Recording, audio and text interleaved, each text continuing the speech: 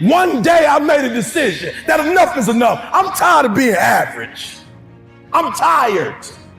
I'm tired of being good. I'm tired. I made a decision. Enough is enough. It's showtime. Some of you in the room right now, you are where you are. You're giving 60% when you have 120 in you. Why? Because you've never made a decision. You're talented. You just don't want to give up sleep. Listen to me, pound for pound, any agent in the room, pound for pound, motivational speaker, pound for pound, entrepreneur, pound for pound, athlete, pound for pound, weightlifter, pound for pound, whatever you do, I guarantee you when you do it, nobody can do it like you do it. The problem is you don't hardly do it. You love sleep too much. You love that alcohol too much. You love that substance too much. You love that vice too much. There's something that you love more than yourself, than your dream, than your goals. Enough is enough. It's showtime. I'm gifted, I'm talented, but I'm scared. Fear, you are not gonna stop me. You've gotten this far. If you was gonna quit, you should have quit a long time ago. You've come too far to quit now. You need to get a reward for it. That's why I'm trying to tell you, never stop, never give up, never give in. So I'm telling you in life, you start running from a class, you start running from a subject that you don't like, it will haunt you for the rest of your natural life. It ain't going nowhere. But if you go after the fight, if you approach the challenge, you have a much better chance of winning. All right, some things don't come. They just not gonna come to you because you want it as bad as you want to breathe. After you want it as bad as you gotta put up the dukes, baby. And you gotta be willing to fight that thing out. Are you hearing me? I keep fighting and fighting and fighting and fighting. And what I will not do is I will not quit. I'm telling you, at the end of the fight, there's going to come victory. Listen to me very closely. The reason why you stop and start, and you stop and you start, and you stop and you start, is because the goal is not meaningful enough. I'm trying to tell you the reason why you're not doing it is not because you don't have what it takes to do it, not because you don't have the ability to do it, but whatever it is you say you're going to do, the meaning is not strong enough. Somehow the meaning is not strong enough. You've not put enough value in it. You don't have enough skin in it. You played around with it so much that you don't have nothing to lose if you don't do it. What I'm telling you is you got to create the type of scenarios, not the goal, the type of scenarios that if it doesn't work, you lose everything. And because you cannot lose everything, you got to make it happen. So I need you to put some value, because if you put 120% value in it, 120% meaning in it, and you get 120% accountability on it, every single goal you write down is going to happen. We all have 24 hours, all right? What makes some of us average, makes some of us good, some are great, is not the family you was born into. Right? It has nothing to do with that. It has nothing to do with your socioeconomic status. It has everything to do with how you command your life. I heard somebody tell me they're not a morning person. What kind of foolishness is that? You're not a what? If I got to get up early in the morning to get the money, I'm a morning person. If I got to go play somebody in their hometown and they got home court advantage, I'm about to come bring the heat. Like, listen to me, like you got to stop playing. When everything is favorable, meaning like whatever conditions you like, when those conditions are right, you a beast. But when the conditions ain't right, you get smacked in the face. You got to be a morning person, afternoon person, night person. You got to be at home person, on the road person.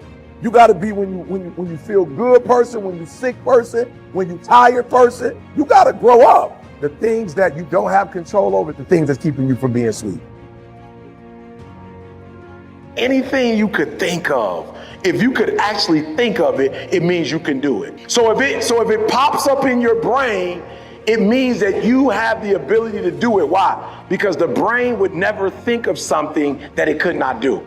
So I had this young man come to me the other day. He was kind of discouraged a little bit. You know, I've been mentoring him. He comes by my office and we spend time together. You know, I could tell he was discouraged. I said, what's wrong? He said, man, my dreams are too big. I said, why you say that?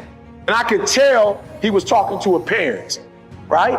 Or he was talking to a mentor, right? Whoever he was talking to, you know, I understood what they were trying to say, but I said to him, absolutely not. There is no dream that's too big. There is nothing that you could think of in your head that you can't do. I don't care what it is. You want to play basketball? I don't care. You want to go to the moon? Like, I don't care what it is. Your dreams are never too big. There's only one person that's going to stop you, and that's you. Listen to me, I believe this with all my heart. I literally flew from Detroit to Kansas today. I flew, guys. Watch this. 200 years ago, people said only birds could what? Come on, I'm just being real. 200 years ago, they said only birds could fly. A human wasn't meant to fly. Now, not only are we flying, we watching TV. So what I said to the young man was, your dreams are not too big, but you got to make different decisions. Never let a good crisis go to waste. In order to make your dreams and goals become a reality, you have to make different decisions. And a lot of you struggle with that. You got these big dreams and these big goals and you want them to happen right now, right? Look, you got the rest of your life to live. Are you hearing me? You can't make all your dreams become a reality in one day or 1 year. So the number one thing I think that kids do wrong is not that you have these big dreams and these big goals, is that you have these big dreams and big goals and you're rushing it. Take your time. But one of the things that you have to learn how to do is not focus on the negative all the time. You've got to learn to see the good in everything that could be negative. For in every lesson, there's a blessing. Come on, for every lesson, there's a blessing. So I got hit hard when COVID hit. I had never heard of the term social distancing. I was like, what's that?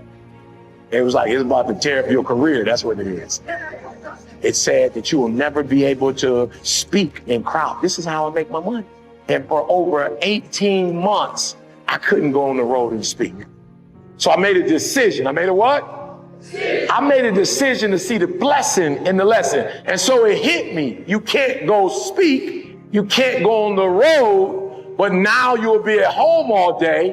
What can you do while you're at home all day? I can write a book, right? And so writing a book is better than speaking. Why? Because in order to make money speaking, you have to be present. When you write a book, it's passive income. So I actually can make more money with a book than I can speaking. And sometimes tragedies strike not to hurt you, but to elevate you in a way. If the tragedy never happened, you would never be elevated. There's only one person that's going to stop you, and that's you. I had an uncle who died of cirrhosis of the liver. It didn't happen by accident. It wasn't by accident. How do you die of cirrhosis of the liver? For the most part, what happens? Somebody said, drinking what? You're not drinking water. You don't drink a gallon of water a day, and then 15, 20 years later, the doctor calls you and says you got cirrhosis of the liver. What happened? You're drinking too much water. As a matter of fact, if you drink a gallon of water a day, your organs are going to be cleansed and your blood is going to be pure. But when you drink alcohol, I'm not telling you to drink or not to drink. I'm saying it's a decision, and certain outcomes come with decisions. Every decision comes a result. With every decision that comes an outcome. Look, if we don't do anything else, if you walk out of this room today, you owe you to make good decisions. Because when you make bad decisions, you destroy you. You're killing you. It's going to be tough to make good decisions and be with people who making bad decisions.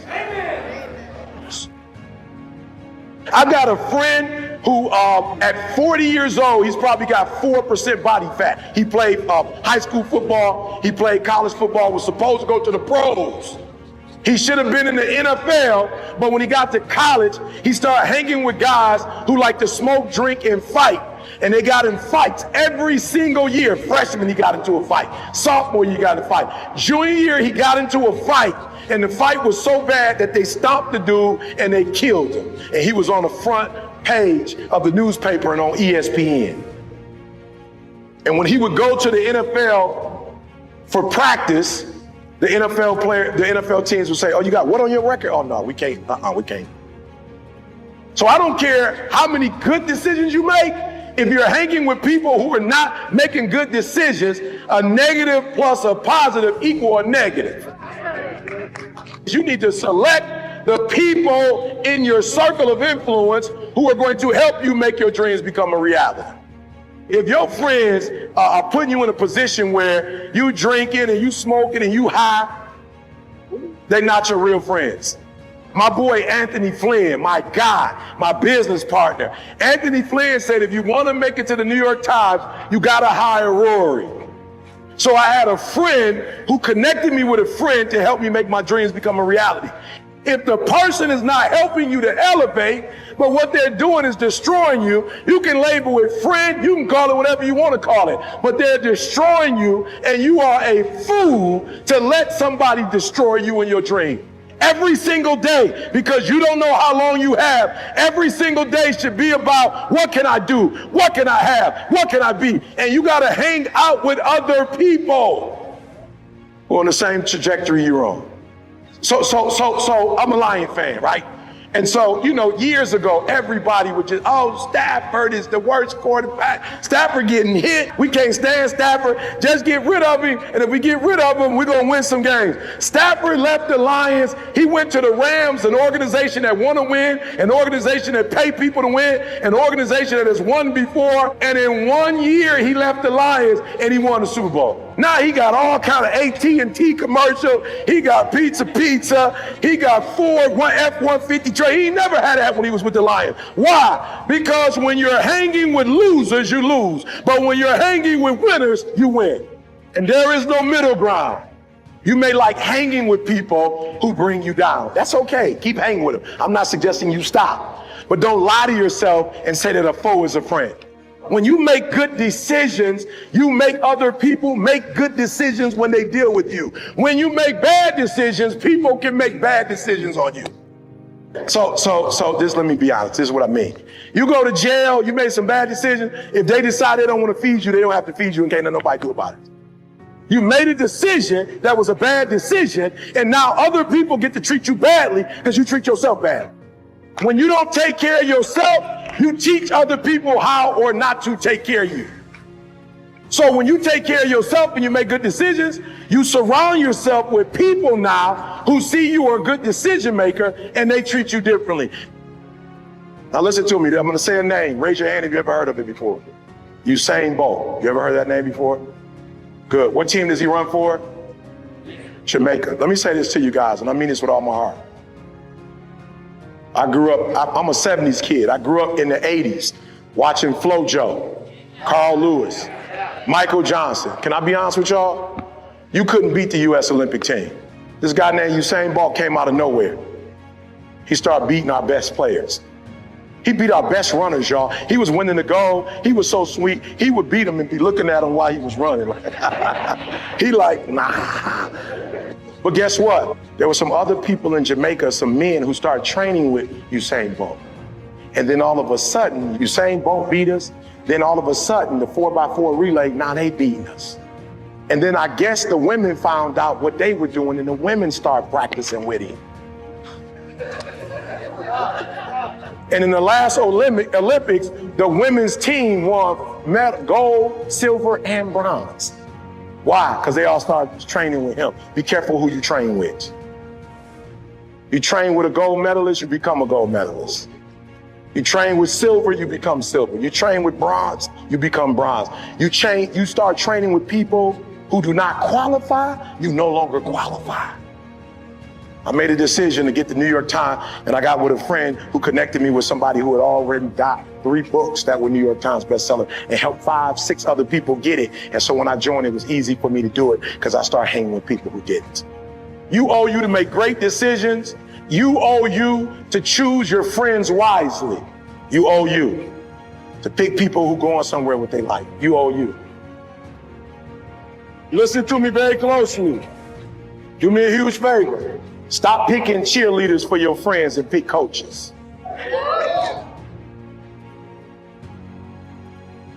The universe is not responding to you correctly because your body language sucks. Your spirit sucks. It's defeated. I need you to give me that 120. Bring it all together. Bring all the energy, all the passion, bring it all together and dominate. You have to give it everything you got. No more TV, no more parties, no more plans. Get off the phone. Sorry, I'm not available until the end of this year. No, I'm for real. You reached the right number, but you called me at the wrong time. Somebody said yesterday, E.T., you gave 120. What you gonna do tomorrow? I said, I don't know. Get 140. I don't know, but I don't have days where I don't feel like it. Why? Because I'm counting on me. My wife's counting on me. I don't have days to waste. When you want to succeed as bad as you want to breathe, then you'll be successful. I quit my job to be an entrepreneur. My mom was like, whoa, what are you doing? I was like, I'm quitting. My mom was like, don't you dare quit. You're going to embarrass me. You got a wife and kids. Does YouTube have insurance? Does YouTube have a 401k? And I was like, yo, mom, I ain't trying to be funny and I ain't trying to be disrespectful. I love you, but you can't teach me how to be a millionaire because you're not one.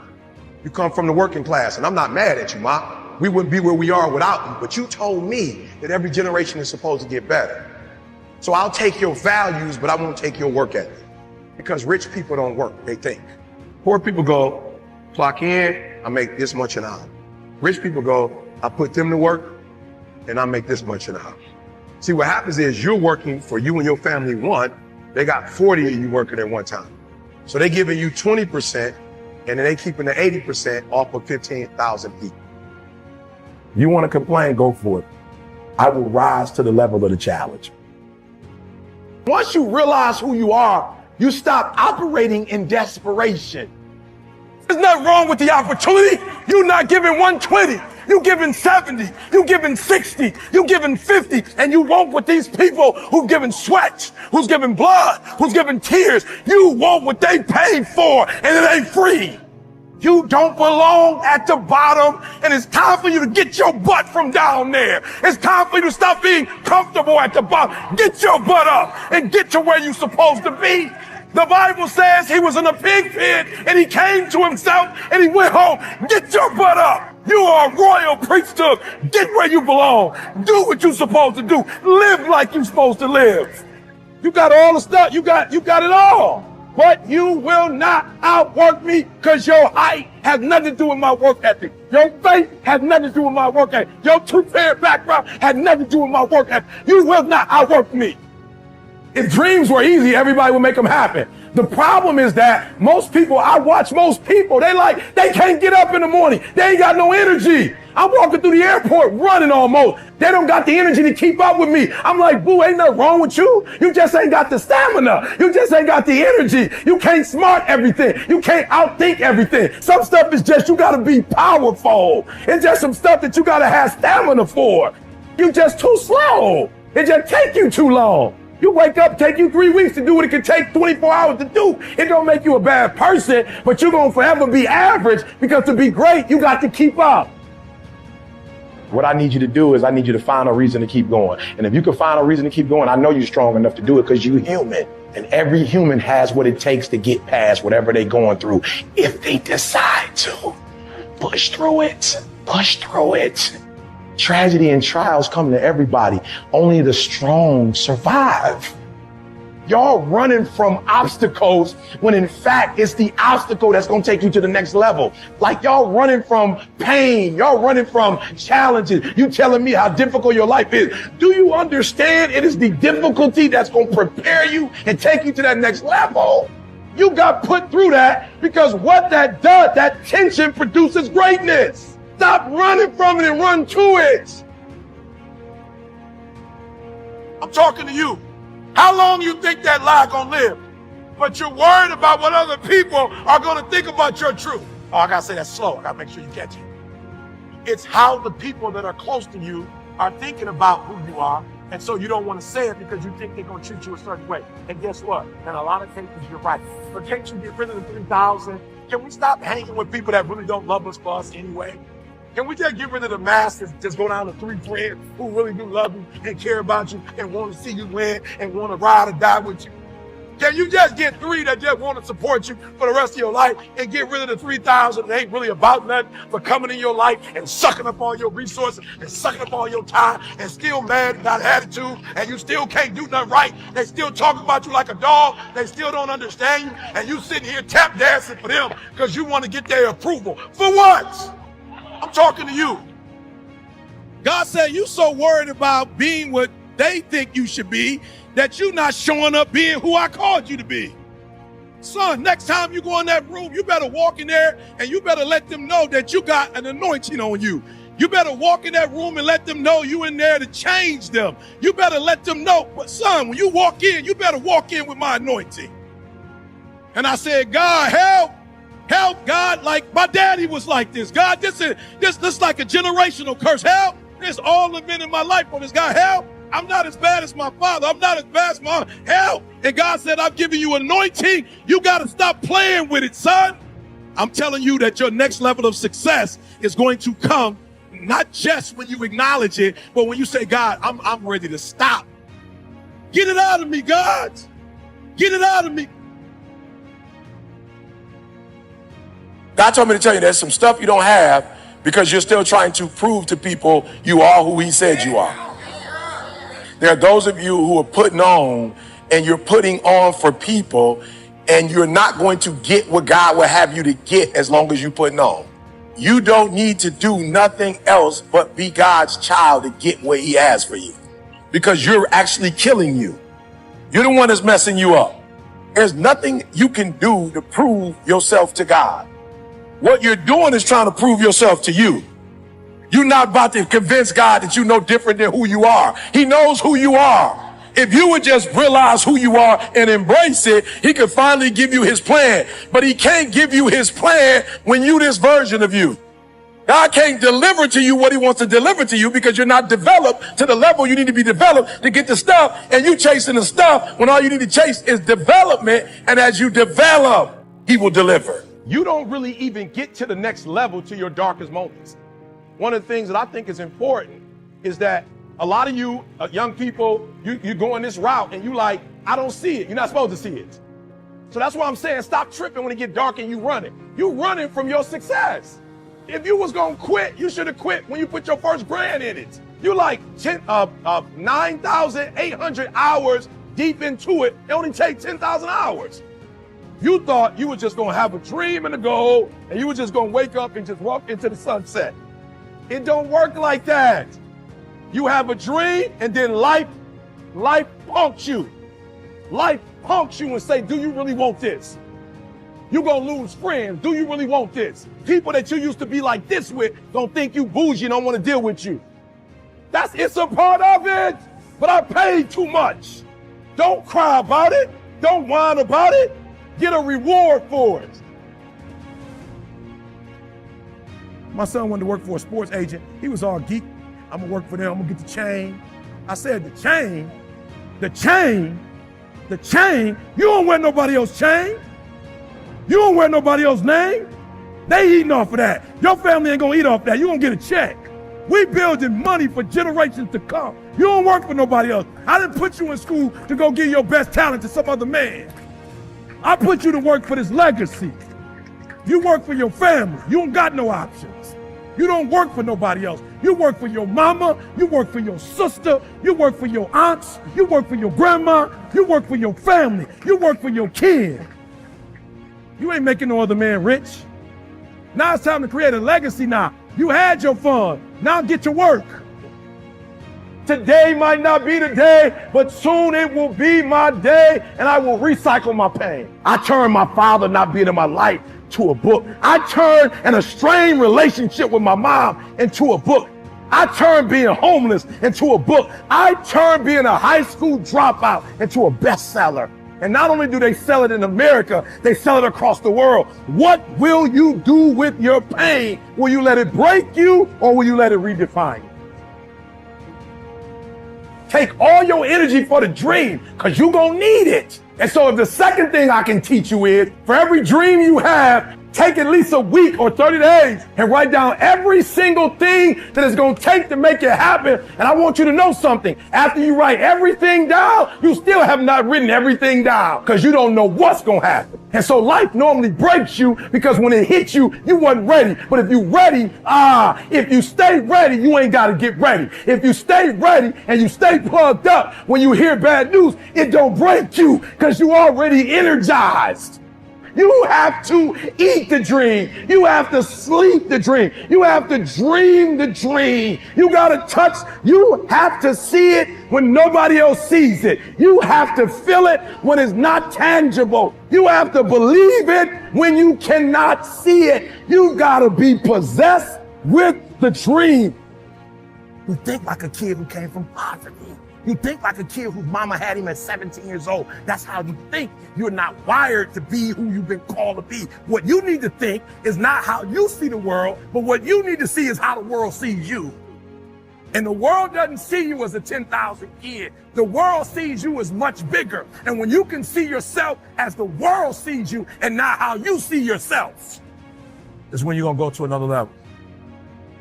You're not going to be the best. You're not going to catch the best if you're not intentional and deliberate. And there are those of you in your space, and whatever you're trying to do, you don't even represent the best in your space, and you still not giving 120. You're trying to catch the guy, you're trying to catch the female, that's the best, and you're waking up and giving me 70%. You're giving me 80%, but yet you have these dreams that you're gonna be the best. How? You're still watching TV.